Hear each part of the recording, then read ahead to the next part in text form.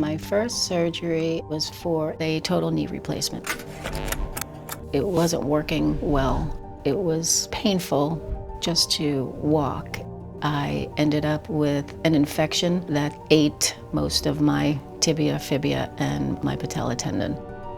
Their idea was to put these spacers in to try and clear it up, but they never got it to a place where the infection actually cleared. I was given the news that they were going to have to amputate my leg, and that just was not okay with me.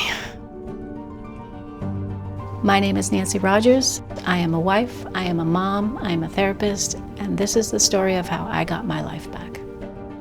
When I first heard that my only option was amputation, I couldn't imagine a future.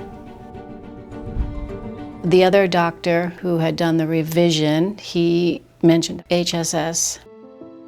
The feeling that I had when I first met Dr. Bostrom was one of hope. There was this sense of warmth.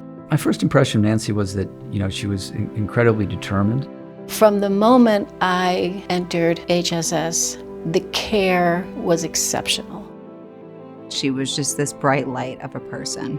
A lot of hope, a lot of optimism. For somebody to tell me that you're going to keep your leg, I sobbed on him. It was just this real feeling that somebody cared, that I wasn't a number.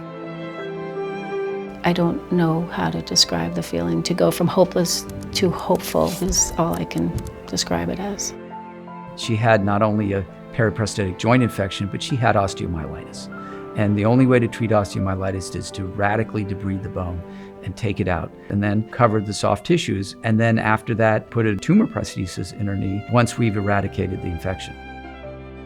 The moment when Nancy came and walked with a well-healed wound, infection we knew was cleared, it was super emotional, I think, for both of us.